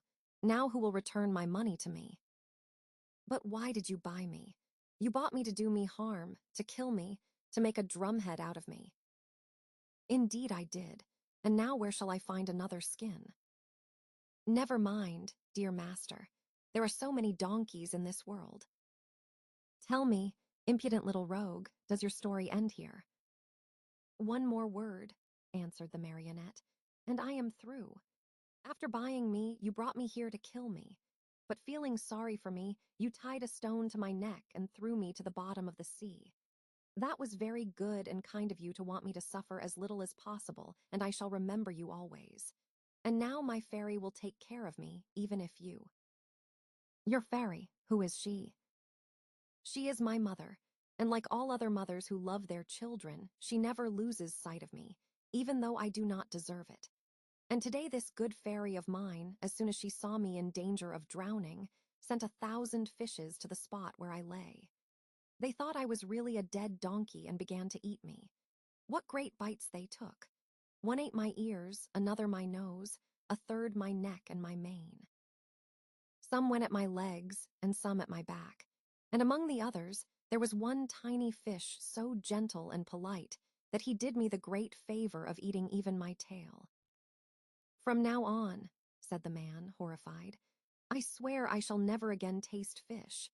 How I should enjoy opening a mullet or a whitefish just to find there the tail of a dead donkey." "I think as you do. answered the marionette, laughing. Still, you must know that when the fish finished eating my donkey coat, which covered me from head to foot, they naturally came to the bones, or rather, in my case, to the wood, for as you know, I am made of very hard wood. After the first few bites, those greedy fish found out that the wood was not good for their teeth, and afraid of indigestion, they turned and ran here and there without saying goodbye or even as much as thank you to me. Here, dear master, you have my story. You know now why you found a marionette and not a dead donkey when you pulled me out of the water. I laugh at your story, cried the man angrily. I know that I spent 4 cents to get you, and I want my money back. Do you know what I can do? I am going to take you to the market once more and sell you as dry firewood. Very well, sell me. I am satisfied, said Pinocchio. But as he spoke, he gave a quick leap and dived into the sea. Swimming away as fast as he could, he cried out, laughing, "Goodbye, master. If you ever need a skin for your drum, remember me." He swam on and on. After a while, he turned around again and called louder than before, "Goodbye, master. If you ever need a piece of good dry firewood, remember me." In a few seconds, he had gone so far he could hardly be seen. All that could be seen of him was a very small black dot moving swiftly on the blue surface of the water, a little black dot which now and then lifted a leg or an arm in the air. One would have thought that Pinocchio had turned into a porpoise playing in the sun. After swimming for a long time, Pinocchio saw a large rock in the middle of the sea, a rock as white as marble. High on the rock stood a little goat bleating and calling and beckoning to the marionette to come to her. There was something very strange about that little goat. Her coat was not white or black or brown as that of any other goat, but azure, a deep, brilliant color that reminded one of the hair of the lovely maiden. Pinocchio's heart beat fast, and then faster and faster. He redoubled his efforts and swam as hard as he could toward the white rock. He was almost halfway over, when suddenly a horrible sea monster stuck its head out of the water, an enormous head with a huge mouth, wide open, showing 3 rows of gleaming teeth, the mere sight of which would have filled you with fear. Do you know what it was? That sea monster was no other than the enormous shark, which has often been mentioned in this story, and which, on account of its cruelty, had been nicknamed the Attila of the sea by both fish and fishermen. Poor Pinocchio, the sight of that monster frightened him almost to death. He tried to swim away from him, to change his path, to escape, but that immense mouth kept coming nearer and nearer. "Hasten, Pinocchio, I beg you," bleated the little goat on the high rock. And Pinocchio swam desperately with his arms, his body, his legs, his feet. "Quick, Pinocchio, the monster is coming nearer." Pinocchio swam faster and faster, and harder. "Faster, Pinocchio, the monster will get you. There he is, quick, quick, or you are lost." Pinocchio went through the water like a shot, swifter and swifter. He came close to the rock. The goat leaned over and gave him one of her hoofs to help him up out of the water. Alas, it was too late. The monster overtook him, and the marionette found himself in between the rows of gleaming white teeth. Only for a moment, however, for the shark took a deep breath, and as he breathed, he drank in the marionette as easily as he would have sucked an egg. Then he swallowed him so fast that Pinocchio, falling down into the body of the fish, lay stunned for a half-hour. When he recovered his senses, the marionette could not remember where he was. Around him, all was darkness, a darkness so deep and so black that for a moment he thought he had put his head into an inkwell. He listened for a few moments and heard nothing. Once in a while, a cold wind blew on his face. At first, he could not understand where that wind was coming from, but after a while he understood that it came from the lungs of the monster. I forgot to tell you that the shark was suffering from asthma, so that whenever he breathed a storm seemed to blow. Pinocchio at first tried to be brave, but as soon as he became convinced that he was really and truly in the shark's stomach, he burst into sobs and tears. "Help! Help!" he cried. "Oh, poor me! Won't someone come to save me?"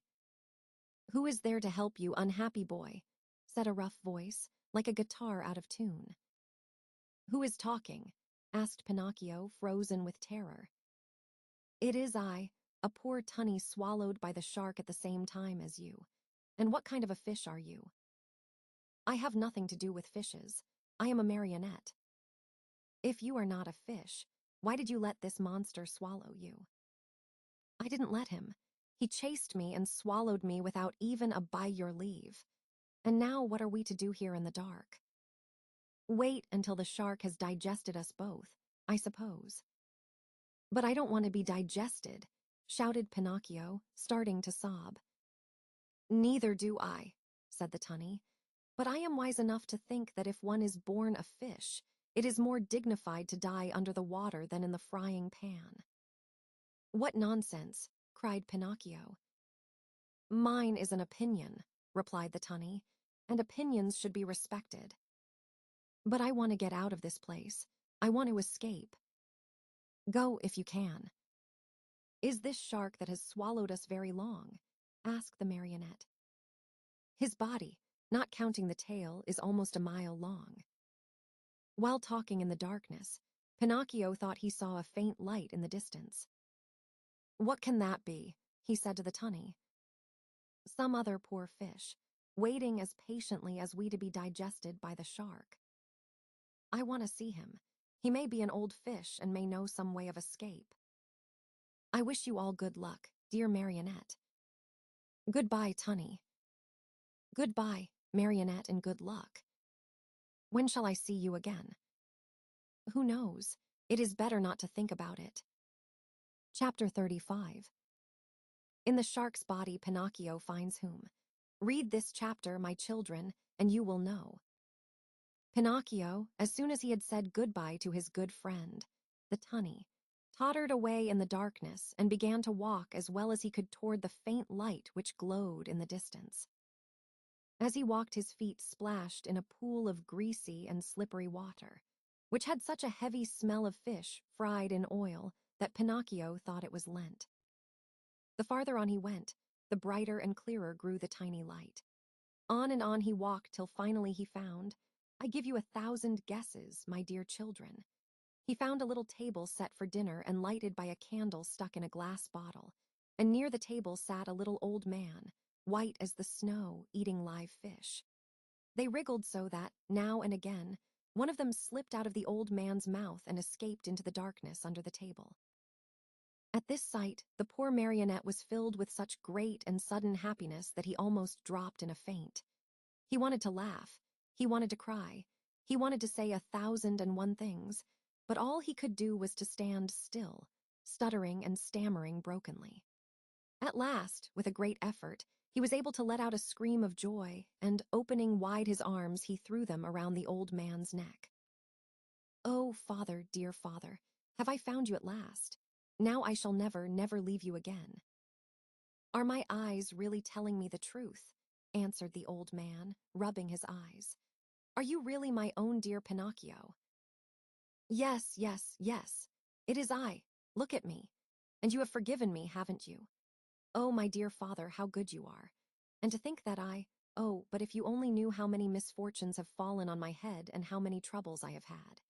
Just think that on the day you sold your old coat to buy me my ABC book so that I could go to school, I ran away to the Marionette Theater, and the proprietor caught me and wanted to burn me to cook his roast lamb. He was the one who gave me the 5 gold pieces for you, but I met the fox and the cat, who took me to the Inn of the Red Lobster. There they ate like wolves, and I left the inn alone, and I met the assassins in the wood. I ran, and they ran after me, always after me, till they hanged me to the branch of a giant oak tree. Then the fairy of the azure hair sent the coach to rescue me, and the doctors, after looking at me, said, "If he is not dead, then he is surely alive." And then I told a lie, and my nose began to grow. It grew and it grew, till I couldn't get it through the door of the room. And then I went with the fox and the cat to the field of wonders to bury the gold pieces. The parrot laughed at me, and instead of 2,000 gold pieces, I found none. When the judge heard I had been robbed, he sent me to jail to make the thieves happy, and when I came away, I saw a fine bunch of grapes hanging on a vine. The trap caught me, and the farmer put a collar on me and made me a watchdog. He found out I was innocent when I caught the weasels, and he let me go. The serpent with the tail that smoked started to laugh, and a vein in his chest broke, and so I went back to the fairy's house. She was dead, and the pigeon, seeing me crying, said to me, "I have seen your father building a boat to look for you in America." And I said to him, "Oh, if I only had wings." And he said to me, "Do you want to go to your father?" And I said, "Perhaps, but how?" And he said, "Get on my back. I'll take you there." We flew all night long, and next morning the fishermen were looking toward the sea, crying, "There is a poor little man drowning." And I knew it was you, because my heart told me so, and I waved to you from the shore. "I knew you also," put in Geppetto, "and I wanted to go to you, but how could I?" The sea was rough, and the whitecaps overturned the boat. Then a terrible shark came up out of the sea, and as soon as he saw me in the water, swam quickly toward me, put out his tongue, and swallowed me as easily as if I had been a chocolate peppermint. "And how long have you been shut away in here?" "From that day to this, 2 long weary years. 2 years, my Pinocchio, which have been like 2 centuries. "And how have you lived? Where did you find the candle? And the matches with which to light it, where did you get them?" "You must know that, in the storm which swamped my boat, a large ship also suffered the same fate. The sailors were all saved, but the ship went right to the bottom of the sea, and the same terrible shark that swallowed me swallowed most of it." "What swallowed a ship?" asked Pinocchio in astonishment. "At one gulp. The only thing he spat out was the mainmast, for it stuck in his teeth. To my own good luck, that ship was loaded with meat, preserved foods, crackers, bread, bottles of wine, raisins, cheese, coffee, sugar, wax candles, and boxes of matches. With all these blessings, I have been able to live happily on for 2 whole years, but now I am at the very last crumbs. Today there is nothing left in the cupboard, and this candle you see here is the last one I have. And then, my dear, we'll find ourselves in darkness."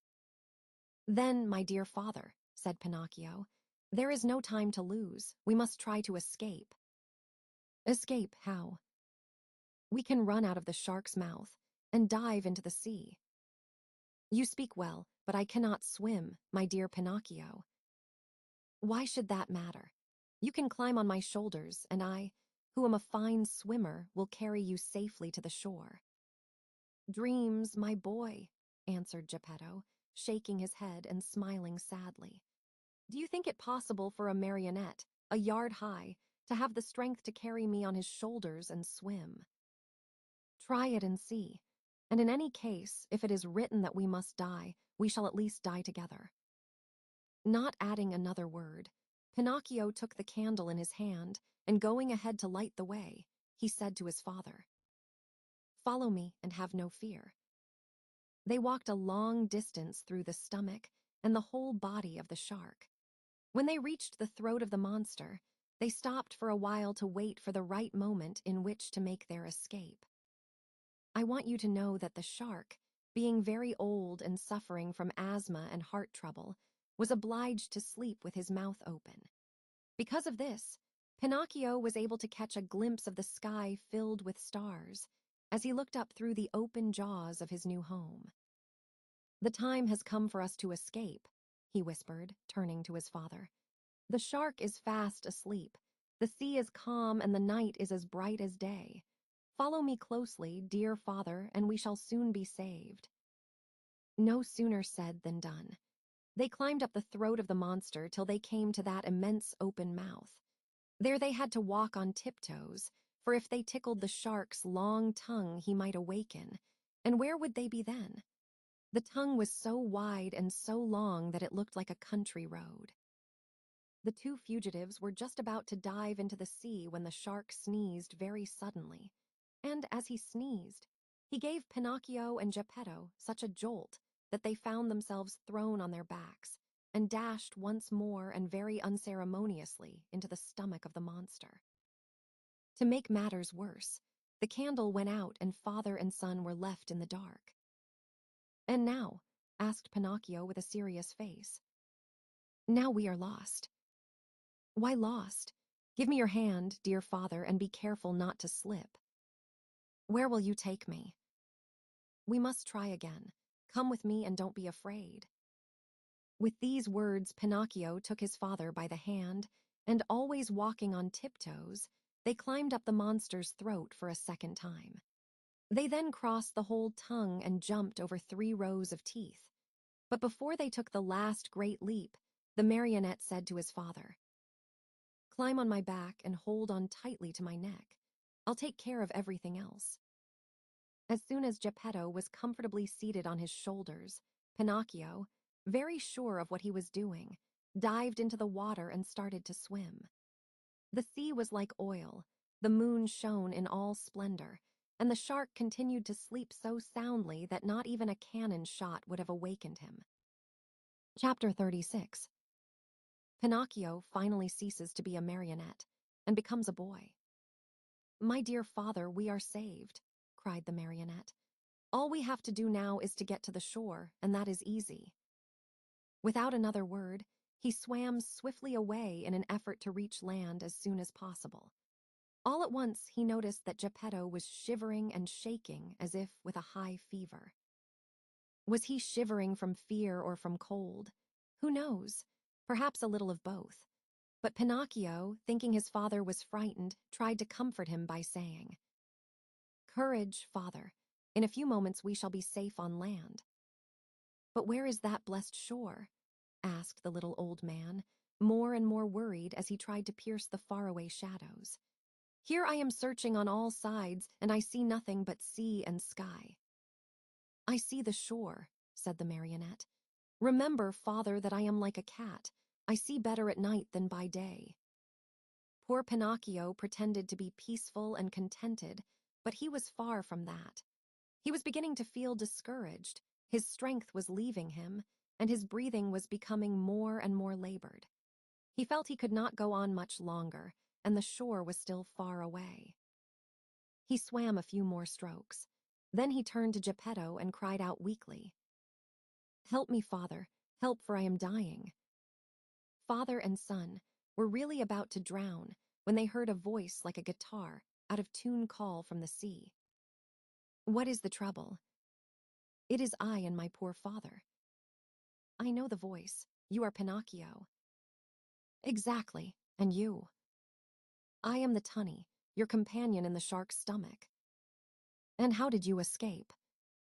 "I imitated your example. You are the one who showed me the way, and after you went, I followed." "Tunny, you arrived at the right moment. I implore you, for the love you bear your children, the little tunnies, to help us, or we are lost." "With great pleasure indeed. Hang on to my tail, both of you, and let me lead you. In a twinkling you will be safe on land." Geppetto and Pinocchio, as you can easily imagine, did not refuse the invitation. Indeed, instead of hanging onto the tail, they thought it better to climb on the tunny's back. "Are we too heavy?" asked Pinocchio. "Heavy? Not in the least. You are as light as seashells," answered the tunny, who was as large as a 2-year-old horse. As soon as they reached the shore, Pinocchio was the first to jump to the ground to help his old father. Then he turned to the fish and said to him, "Dear friend, you have saved my father, and I have not enough words with which to thank you. Allow me to embrace you as a sign of my eternal gratitude." The tunny stuck his nose out of the water, and Pinocchio knelt on the sand and kissed him most affectionately on his cheek. At this warm greeting, the poor tunny, who was not used to such tenderness, wept like a child.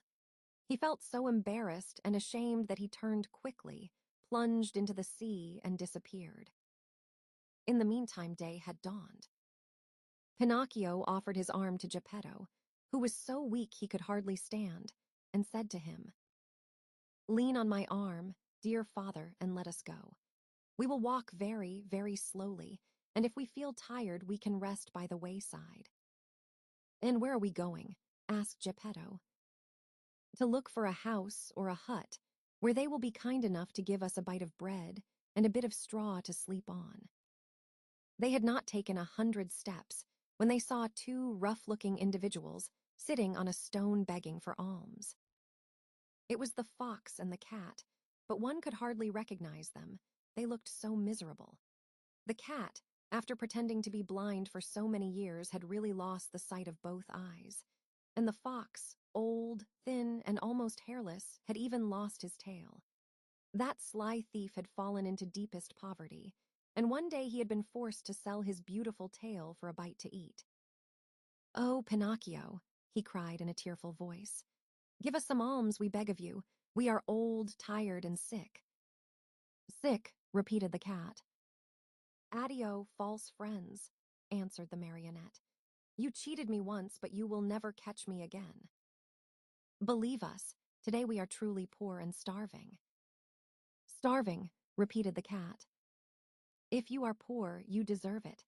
Remember the old proverb which says, 'Stolen money never bears fruit.' Addio, false friends. Have mercy on us." "On us." "Addio, false friends. Remember the old proverb which says, 'Bad wheat always makes poor bread.' Do not abandon us." "Abandon us," repeated the cat. "Addio, false friends. Remember the old proverb, 'Whoever steals his neighbor's shirt usually dies without his own.'" Waving goodbye to them, Pinocchio and Geppetto calmly went on their way. After a few more steps, they saw, at the end of a long road near a clump of trees, a tiny cottage built of straw. "Someone must live in that little hut," said Pinocchio. "Let us see for ourselves." They went and knocked at the door. "Who is it?" said a little voice from within. "A poor father and a poorer son, without food and with no roof to cover them," answered the marionette. "Turn the key and the door will open," said the same little voice. Pinocchio turned the key and the door opened. As soon as they went in, they looked here and there and everywhere but saw no one. "Oh ho, where's the owner of the hut?" cried Pinocchio, very much surprised. "Here I am up here." Father and son looked up to the ceiling, and there on a beam sat the talking cricket.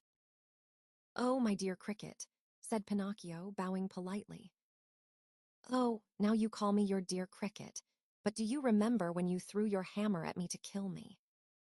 "You are right, dear cricket. Throw a hammer at me now, I deserve it, but spare my poor old father." "I am going to spare both the father and the son. I have only wanted to remind you of the trick you long ago played upon me, to teach you that in this world of ours we must be kind and courteous to others, if we want to find kindness and courtesy in our own days of trouble." "You are right, little cricket. You are more than right, and I shall remember the lesson you have taught me. But will you tell how you succeeded in buying this pretty little cottage?" "This cottage was given to me yesterday by a little goat with blue hair." "And where did the goat go?" asked Pinocchio. "I don't know." "And when will she come back?" "She will never come back. Yesterday she went away bleeding sadly, and it seemed to me she said, 'Poor Pinocchio, I shall never see him again. The shark must have eaten him by this time.'" Were those her real words? Then it was my dear little fairy, cried out Pinocchio, sobbing bitterly. After he had cried a long time, he wiped his eyes and then he made a bed of straw for old Geppetto. He laid him on it and said to the talking cricket, "Tell me, little cricket, where shall I find a glass of milk for my poor father?" "3 fields away from here lives Farmer John. He has some cows. Go there and he will give you what you want." Pinocchio ran all the way to Farmer John's house. The farmer said to him, "How much milk do you want?" "I want a full glass." "A full glass costs a penny. First give me the penny." "I have no penny," answered Pinocchio, sad and ashamed. "Very bad, my marionette," answered the farmer. "Very bad. If you have no penny, I have no milk." "Too bad," said Pinocchio and started to go. "Wait a moment," said Farmer John. "Perhaps we can come to terms. Do you know how to draw water from a well?" "I can try." "Then go to that well. You see yonder. and draw 100 bucketfuls of water. Very well. After you have finished, I shall give you a glass of warm, sweet milk. I am satisfied. Farmer John took the marionette to the well and showed him how to draw the water. Pinocchio set to work as well as he knew how, but long before he had pulled up the 100 buckets, he was tired out and dripping with perspiration. He had never worked so hard in his life. Until today, said the farmer, my donkey has drawn the water for me, but now that poor animal is dying. Will you take me to see him? Said Pinocchio. Gladly. As soon as Pinocchio went into the stable, he spied a little donkey lying on a bed of straw in the corner of the stable. He was worn out from hunger and too much work. After looking at him a long time, he said to himself, I know that donkey. I have seen him before. And bending low over him, he asked, Who are you? At this question, the donkey opened weary, dying eyes and answered in the same tongue, I am Lampwick. Then he closed his eyes and died.